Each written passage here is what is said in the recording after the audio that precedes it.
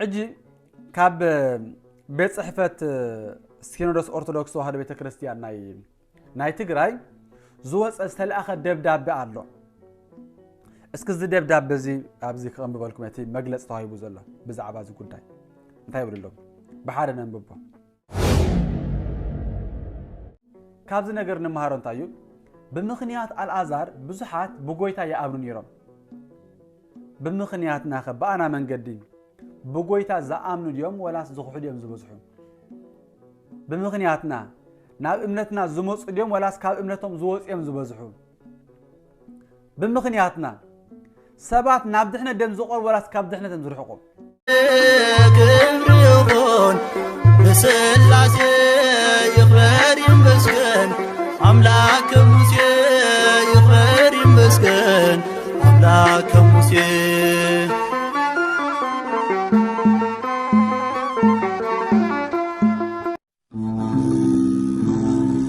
بسم آب وولد ومنفس قدوس أحد أملاك آمين كريستوس تنسى الموتان بأبي هايل وسلطان عصرو لسيطان أغازو لأدام سلام أمي إزياس كونه فسها وسلام أما العالم كنكم نزمن فساوي channel تكاتل زلهم نايكزي أبير بيتسب نادينا نقدس قدوسان دنجل ماريام افكرتي كما يقنيكم كما يالهم قدوسن حيالن بروخن املاخن اغزيابير زخبرن زتمسغنن يكون لومي نبختكم زبلو كمزي اب سئل زراخمو بزعبا مسجد اب اكسوم بزعبو كنزرربينا قدميو ازلنا يوقتي زمانه تنسايو غويتا خابز تنس كاب علته سنبت جميرنا كساب لومي رابع معالت غيرنا لنا اذا معالت زدما بناي بيت كريستياننا سيامي الازار تباهيلي صواع ام مصحف قدوس كلتا الازار الله بفلاي صبو غيرنا نفلطم اب حدش كيدان زلو اتحاد الازار كلتيومون طعنا ينبرمن اتحاد كن طعنا طراي زي كونس دخنت زنبرو اب لعلي دما اب طقا غودنا هابتام زقمص زنبره ازيو دخا نقسلو اخلاوات مصيم زلحسلو زنبرو دحراي دما مس عرفه كن قدوسان ملائكت مصيم ناب حقف ابراهام زوسدو قدوس سبنيرو إذا خلايا الأزار جن نماريامن نمارتان حاون زنبرة قويتا دما نابت بيت زملالس زنبرة بتاع مخازف قروم زنبرة الأزارين إذا الأزار زي حامي مسلا زنبرة مويتو أبزق زي قويتنا يسوع كريستوس أبيتاني أينبرن كاب يهودا وصي زنبرة نجر جن نص أملاخ يمو سبات كي نجروا الأزار كم زموته مسفلته ندك مزامر تخمزي لوم فتاوينا الأزار دك إيسوس لزلوس كتنسو يمو نعنا إلوم بدحر تايلو منصم ممهر أبز حلفة جزيوكو بدارب أبن قتلو خاد اللي منيرم حج خنا أبو دخت كيديخا حج دك إيسوس تخوينس دحان بعلو ختسيو مدكاس دعما بعلنا ندك سالنا نتسخ علنا سلازي تدقش كتسيو إلما نجر جن مردع سلاز أبيهم نايدك سبات موت أبكر مجزي أبير دك أسلاز زخنة بتنساتم زرد أوه على أزار فتاوينا مويتو للوم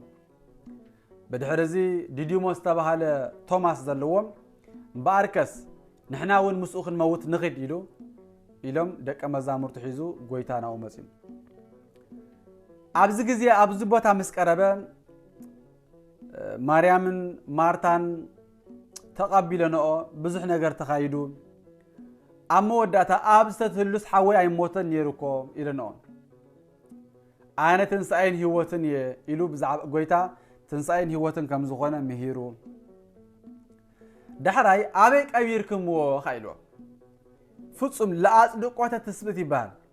ፍጹም ሰብ ከም ዝኾነ ንኸረድ ኣበይ ቀቢርክምዎ ናይ ጥንቲ ኣዳም ምስ በደለ ኣዳም ኣይተሃለከ ኣዳም ኣበይ ኣለኻ ዝበለ እግዚአብሔር ንሱ ስለ ዝኾነ ሕጂ ድማ ብስጋ ተገሊጹ ንኣልዓዛር ታይብላሎም ኣልዓዛር ኣበይ ቀቢርክምዎ ኣቐዲሙ መቃብሩ ጥራይ ዘይኮነስ ሰብ ከይነገርዎ እኳ ሞቱ ዝፈለጠ ጎይታ ድሕራይ ግን ናው ምስ መጽ ኣልዓዛር ኣበይ ቀቢርክምዎ ኢልዎም እዚ ነቲ ለቢስዎ ዘሎ ስጋ ቦታ ንኸብ ስለ ዝደለ እዩ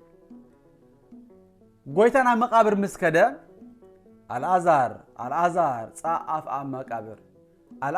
ኣልዓዛር ንዓካ መቃብር ውፃእ ኢሉ ትእዛዝ ሂቡ ቅድሚ ዛ ቃል እዚኣ ምስ ዝራቡ ግን ማርታ እንታይ ኢላቶም ጎይታ መምህር ሕጅስ ጨኒኡ ዘሎ ካብ ዝመውት 4 መዓልቲ ስለ ዝገበረ ጨኒኡ ዘሎ በቃ ሪኹም ደቂ ሰባት ንዓናኹም እዮም እዚ እኮ ወላ ሓንቲ ክገብር ኣይክእልን እዩ ጥቕሚ የብሉን ኢሎም ዝገደፉና እግዚአብሔር ግን ዝእክበና ሰባት ኣይረብሕን ኢሎም ዝረሓቁና ጥቕሚ የብሉን ወላ ሓንቲ ዘምጾ ነገር የለን ኢሎም ዝነዓቁና ዝገደፉና እግዚአብሔር ግን ሓፍ ዘብለና ካብ ኣልዓዛር ንምሃረውን እዚ ኣልዓዛር ሞይቱ እዩ ኣሕዋቱ እኳ ዝረሓቆ ሞይቱ እዩ ሕጅሲ ተስፋ የብሉን ካልኣይ ግዜ ክትንሳ ኣይክእልን እዩ ኣልዓዛር ዕድል ዝነበሮ ከይሞተን ከሎ ክድሕን እዩ ሕጂ ግን ሞይቱ ስለ ዝኾነስ ከይጨንወካ ጎይታ ርሕቕ በል ኢላ ነቲ ፈጣሪ ኩሉ ዝኾነ ጎይታ ከተመኸሮ ጀሚራ ንሱ ግን ድምፂ ኣይሰምዕን እኳ ዳ ኣልዓዛር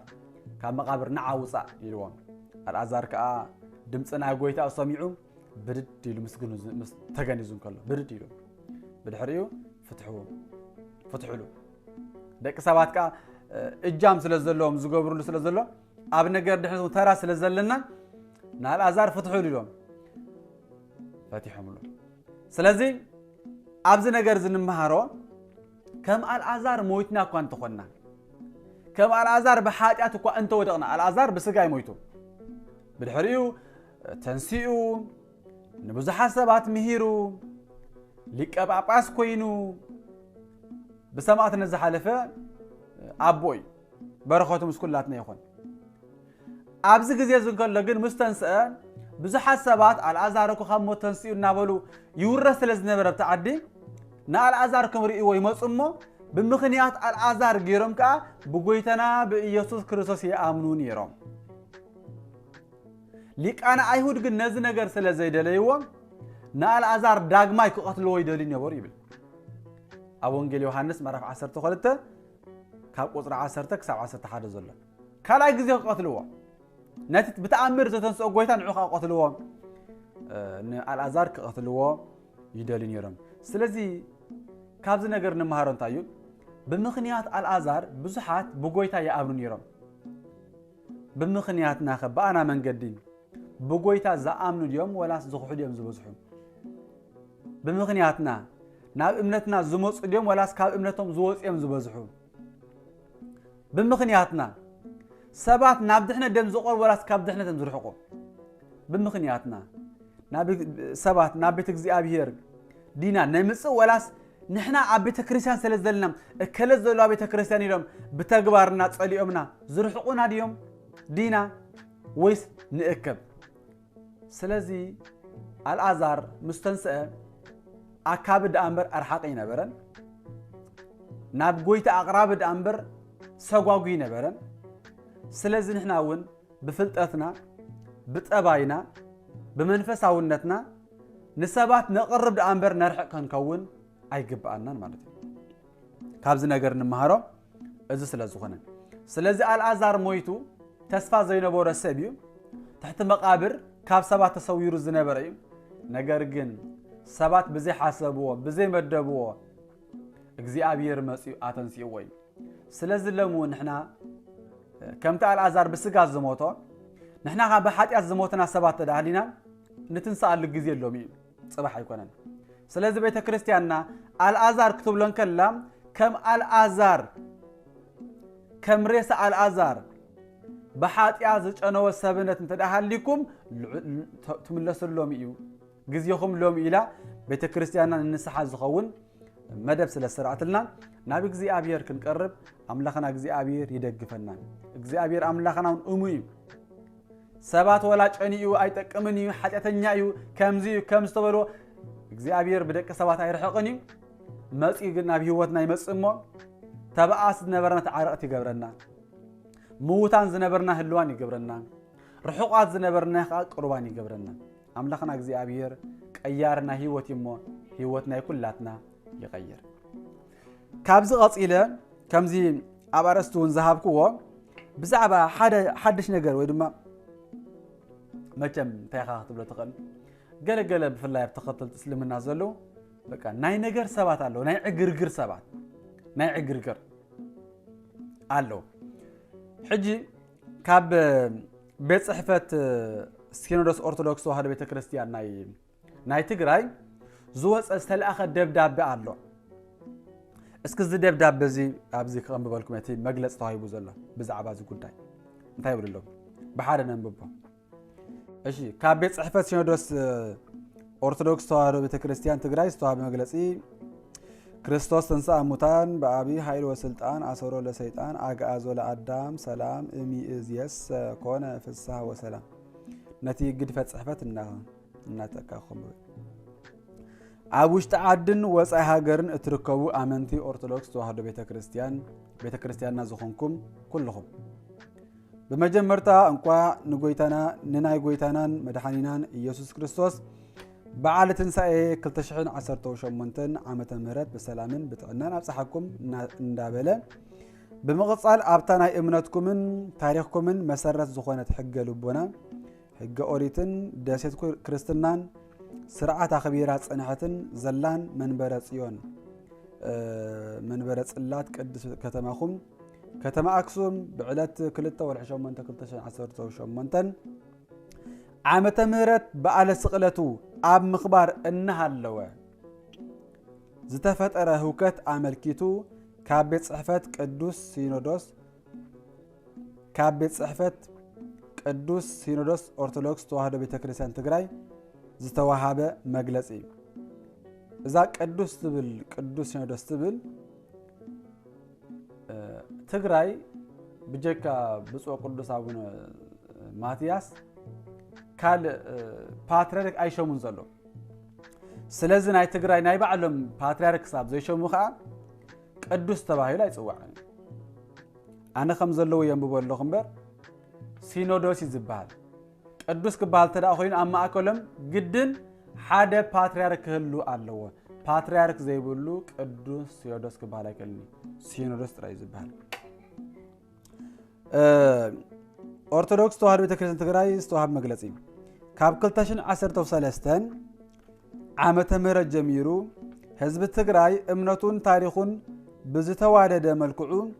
ንምጥፋእ ግዚኡ ሕዝዩ ብዝመስል ኣብ መላእ ትግራይ ብፍላይ ድማ ኣብታ ሰረት እምነት ክርስትናን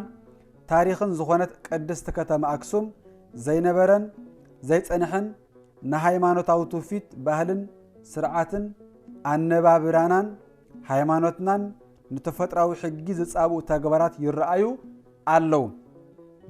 ኣመንቲ ኦርቶዶክስ ተዋህዶ ቤተክርስቲያን ትግራይ ኣመንቲ እስላምን ስርዓት ኣክሱም ንነዊሕ ግዜ ብምሕላውን ብምክብባርን ዝጸንሑ ብናይ ደገ ጸረ ሰላም ሓይልታት ናብ ምጥርጣር ሓቢርካ ናይ ምንባር ዝሽርሸሩ ወረታትን ፈኸራታት ኣብ ልዕሊ ኣመንቲ ኦርቶዶክስ ተዋህዶ ቤተክርስቲያን ብፍላይ ድማ ኣብ ቅድስቲ ከተማ ኣክሱም ዘተኮረ ተግባር ይረአ ኣሎ እንተኾነ ግን ትዕግስትን ጸዋርነትን ህዝበ ክርስቲያንና ከም ድኽመት ብምቁጻር ናይ ቅድስቲ ከተማን ኣክሱም መላ ህዝበ ክርስቲያን ህፃናት መንእሰያትን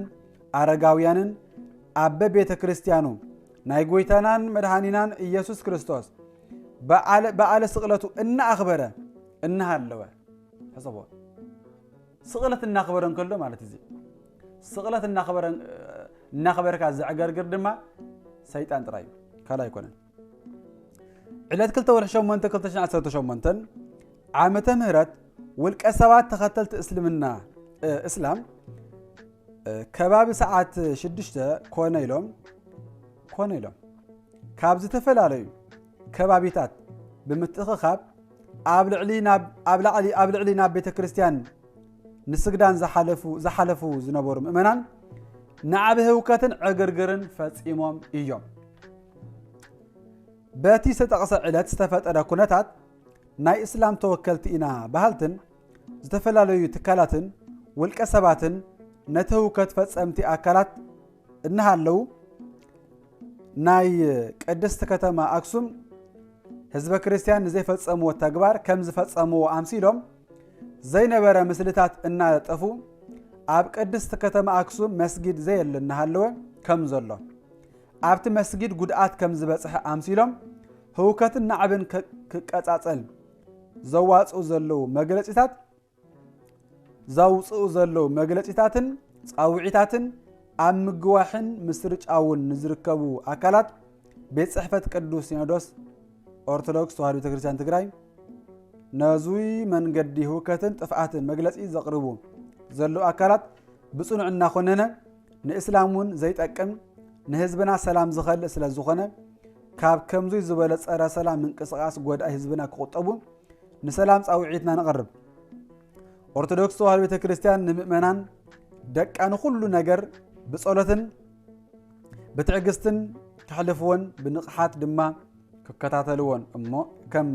ከም ዘለዎም ክትመክር ጸኒሐ እያ። ሕዚ እውን ነዙይ ሰናይ ተግባር እናቐጸለትሉ ትርከብ። መላእ ህዝበ ክርስቲያና ድማ ካብ ማንም ግዜ ንላዕሊ ብትዕግስትን ብሰላማዊ መንገድን ክከታተሎ ሃይማኖቱ ስርዓቱን ባህሉን ብንቕሓት ክዕቅብን ክሕሉን መንፈሳዊ ጸውዒትና ነቕርብ። ትሕትናን ትዕግስትን ዝተመልኦ ናይ ቅድስቲ ከተማና ህዝብናን ጸጥታ ኣካላትን ንዝገበርዎ ምእላይ ናዕብን ረብሻን ዓቢይ ናኣዳ ኣለና። ሰላም እግዚአብሔር ምስ ኩላትና ይኹን። ቤት ጽሕፈት ቅዱስ ሲኖዶስ ኦርቶዶክስ ተዋህዶ ቤተክርስቲያን ትግራይ ኣክሱም ትግራይ ዕለት 7/8/2018 ይገርም እዩ ማለት እቲ ናይ እስልምና እቲ መዲና ዝበሃልሲ ካልእ ዝኾነ ቤተክርስቲያን ከስርሕሉ ዘይፍቀዶም ዘይገብርሉ እውን ስዑድ ዓረብ ኣለዎም። ናትና መዲና ናይ ክርስትና ድማ ኣክሱም እያ። ግን ቅንዓት ድዩ እንታይ ካ ክትብሎ ኣይርዳእካን እዩ። ብዙሕ ግዜ ፈቲኖም ብዙሕ ግዜ ከዓ ዘይኮነሎም ሕጂ እውን ዘይኮነሎም ቤተክርስቲያን ናት ትዕግስታ ከም ፍርሒ ገይሮም ዝቆጽርዎ ክህልው ይኽእሉ እዮም። ግን ዝሓለፉ ዘመናቱን ፈልጡ እዮም እንታይ ከም ዝተገብረ ብዝኾነ ኣብ ኣክሱም ዝተገብረ ብዙሕ ነገር እዩ። ክርስትና ብሄራዊ ንክኸውን ዝኣወጅሉ ነገስታት ዝነበሩሉ ብፍላይ ብግዜ ኣብርሃን ኣጽባሃን ዝነበሩሉ ኣብ ኣክሱም ነጊሶምሉ ኣብ ዝነበሩ ግዜ እዩ። ድሕሪ ምጥማቆም እውን ነገስታት ናይ ክርስቶስ ስጋን ደምን ዝቕበሉላ ዝነበሩ ቤት ኣክሱም እያ። ከምዚ ይብል ወሰርዐ ቁርባነ አቡነ ሰላማ ከሳቴ ብርሃን ወመጠወሙ ለነገስት ወለህዝብ በሰላም እግዚአብሔር። አቡነ ሰላማ ነቶም ነገስታት ድሕሪ ምጥማቆም ዘቕርበሉ ዝነበረ ስፍራ ነገስታቶምን ህዝቦምን ሓቢሮም ዝቕበሉላ ዝነበሩ ስፍራ ሎሚ ትረፍ ነገስታት እቲ ናብ ቤተ እግዚአብሔር ዝቐርቡካ ናይ ክርስቶስ ስጋን ደምን ዘይቅበል ብዙሕ እዩ። ቀደም ግን ነገስታት ኩሎም ተር ኢሎም ዝቕበሉላ ዝነበረት ቦታ እያ። ካልእ ኣክሱም ማለት ኣብ መዓልቲ 3 ግዜ መንፈስ ቅዱስ ዝወርደላ ግዜ ቦታ እያ። እንታይ ይብል ወአክሱም በበዕለት 3 ጊዜ ይወርድ መንፈስ ቅዱስ 3 ጊዜ መንፈስ ቅዱስ ዝወርደላ መንፈስ ቅዱስ ዘይፍለያ መላእክት ዘይፍለይዋ ቅዱሳን ዘይፍለይዋ ናይ ክርስትና ደሴት ቦታ እያ። ካልእ ከምዛ ቀዲመ ዝገለጽክዎ ነገስታት ዝነበሩሉ እውን ኣብ ኣክሱም ነይሩ ዳሕራይ ምቅያር ተኻይዱ እምበር ብፍላይ ካብ ጎይታ ካብ ዝተወልደሉ ግዜ ክውለድ እንከሎ ነጊሱ ዝነበረ ንጉስ ባዚን ነይሩ እንታይ ይብል ወአመ 18 ዓመተ መንግስቱ ለባዚን ንጉስ ኢትዮጵያ ተወልደ እግዚእነ ኣመ በል 18 ዓመት ናይ ንግስነቱ ናይ ንጉስ ባዚን ክርስቶስ ኢየሱስ ተወልደ ይብል እዚ ኸ ልሙድ እዩ ብነገስታት ጌርካ ምቁፃር